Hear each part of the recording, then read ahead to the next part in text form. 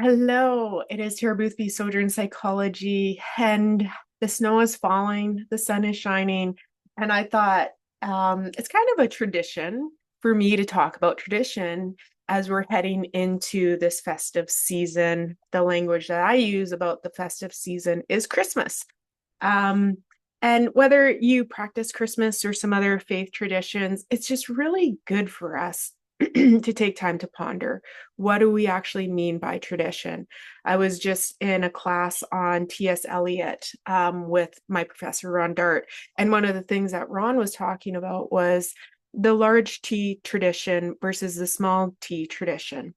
And sometimes we can get so lost in this sort of devotion or rule-based belief about what tradition is, the have tos, the supposed tos, the requirements that we think is tradition, that we forget the nuanced lowercase t traditions, the day-to-day, the important little things that we're doing that impact our own life and the life of those closest to us. So the book that we're reading by T.S. Eliot is this book called Christianity and Culture. Now, if you're not interested in how religion and culture interface, this might not be a book that interests you. But one of the things that I find really interesting is how Eliot talks about the conditions of culture. And it's really important from a psychological point of view to consider what is culture and how is culture cultivating my life, right? The origin of the word culture, the origin is cultivate. Culture is to cultivate, is to cultivate the individual, to cultivate the community, the collective. So our view of self and our view of others is benefited. And some of the things that are important to notice, like what is culture? And this is the sense that I got from this book, which I'm grateful for some refining, is that culture is really based in heritage. Like, what is our heritage? What is the lineage that I come from? Who are my people? Who are my people in my sort of religious orientation, my social orientation, my cultural orientation? Who are my people and the heritage that I come from? What generations have gone before me, and what was their experience, and how has that contributed to mine? This is a conversation that's getting lost for a lot of people. Culture is so very important. Um, and then family, and what is family? So nowadays we have some wisdom that we talk about our family that we're born into, and then our chosen family, and both of those views are really very important. And then also to understand how we live in that corporate space, that if we have lost our born family, that we choose and find a chosen family. um, or if a chosen family becomes unsatisfactory or painful or toxic for us, that maybe we can find our way back into our born family. So family again fits largely into heritage, but it also is really the day-to-day experience of being in committed, deeper connection, that our deeper self, our true self, is known more fully alongside of others, and we gain capacity to put up with others, imperfections. There's a committedness to these people. Sometimes I'll talk about it like who is really in my sphere of influence. And in that's meet the Fockers, the inner circle. Who's in your inner circle? It's always good to quote meet the Fockers. That is gold wisdom. So heritage and family, and then of course tradition. So with heritage and family and those important philosophical spaces of relationship and belongingness, tradition really just starts to spark and come alive. But tradition is also just, again, those day-to-day things. Um, how do you take your coffee? And where did that tradition come from? So you think of watching your parents drink coffee as a child, or when you were in university and you started to drink coffee with your friends. How has that influenced your tradition of your cup of joe? I think I was raised in a family that drank coffee, and when I married Jason, I was exposed to a family that drinks tea. And so the influence of how I drink my red rose tea is largely informed by that early experience of drinking tea with his dad and our uncle and our aunt. That's part of tradition, those small pieces. Or how do we lead into these important holiday times, these times of celebration? How do we honor the mystery of why we are celebrating anything to begin with, even a birthday? It doesn't get enough credit to wonder on the mystery of life and years and the importance of leaning into that space and creating magic. That's really what a birthday is about, is these traditions. And the tradition of even mothers who bake their child's cake every year or do these special cakes and things like that.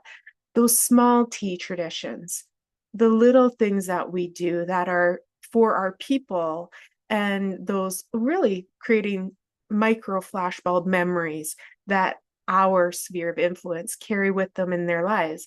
You think back on your own experiences of being in traditions with the people who cared for you, your primary caregivers, your secondary caregivers, your community. And what are those like flashbulb memories, those snapshots in your brain that come to mind? Largely, those images are informed by tradition.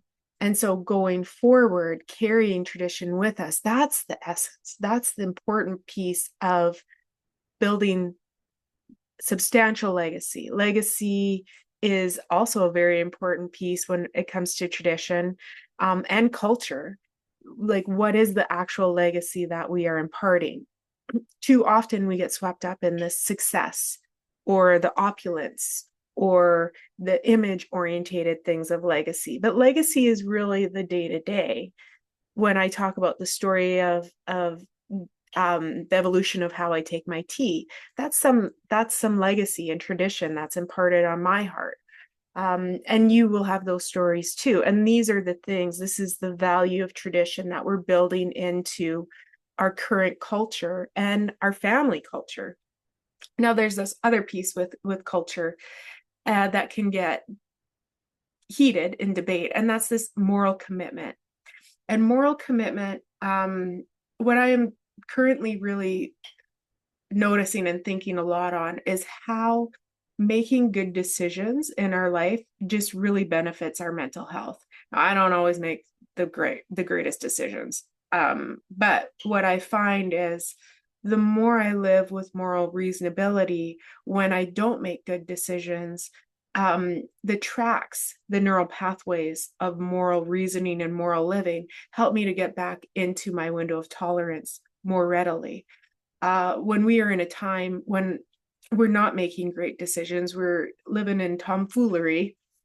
The more tomfoolery, the more poor choices we're making, that accumulation. And that's when we can really feel that we're outside of our window of tolerance more and more. But living in our window of tolerance, our happy and healthy place, our wellness lifestyle is so conducive for positive mental health. It's also the space where we can see more of the mystery of life and the vitality of life, the legacy of our own lives, the human tradition that we belong to. And this impacts our view of self and our view of others. But this also leans into our view of the mystery, or view of God, is a language that I'm now comfortable with. It's fascinating. And the other thing with community is it's collective. So much about gathering up traditions is that it brings us further and further into the collective. And this is not an errant thought. When we think of community, we think of a group of people, because community is a group of people living alongside of each other. And how are we living alongside of each other? So tradition is one way that we influence the condition of our culture. If we are not cultivating good tradition, if we're not having those smaller T traditions, the day-to-day nuances the sprinkling in the joy and the celebration with the people that we love. The risk is without that day-to-day connectiveness with others, we are desensitized to the collective culture. This individualistic culture that we live in, it's self-serving, and there's some benefits to an individualistic culture, but the collective culture is an accountability, and there's an importance of being accountable to self and being accountable to others. But tradition is one of the ways that we get to honor and hold on to the fun, the magic, the enjoyment, the delight of our collective culture. So I think as we're leading into this time of celebration, and any time of celebration, it's a space where it is just so lovely to get still with a cup of tea or a cup of coffee or a hot cocoa, and to start thinking about those little small traditions that are just so much more important than we might give them credit for, and creating space to bring these things in, whether it is, baking a cake for your child, baking cookies for your neighbors, how you decorate or don't decorate, but decorate. I mean, that's my bias. It's hard. And if you feel like decorating is a great example, because sometimes we just feel like we don't have the bandwidth for some of these things. This is where we lean into our family and into our collective space, that if you're struggling to put one foot in front of the other and bring some of the magic for yourself, asking ourselves, who is it that I can ask to help me connect with some of my traditions, whether that's on a holiday season or any time. Okay, so there's a lot to this. Tradition is so important. I just love that language of considering your small t tradition. How do you consider your small t tradition? How do I consider my small t tradition? And bringing those pieces into as many days as possible, because tradition doesn't come once a year. Tradition comes every day. But as we celebrate these bigger milestones, birthdays, holidays, it is also an accountability to remind us of those beautiful little images that we're creating for our own lives and the lives of others. Lots to think about. My bias obviously is tradition, and I hope you guys will consider the ways you are successful in cultivating your own tradition, and the ways that you can improve, maybe things that you've lost that you may regain and enjoy and delight. Peace.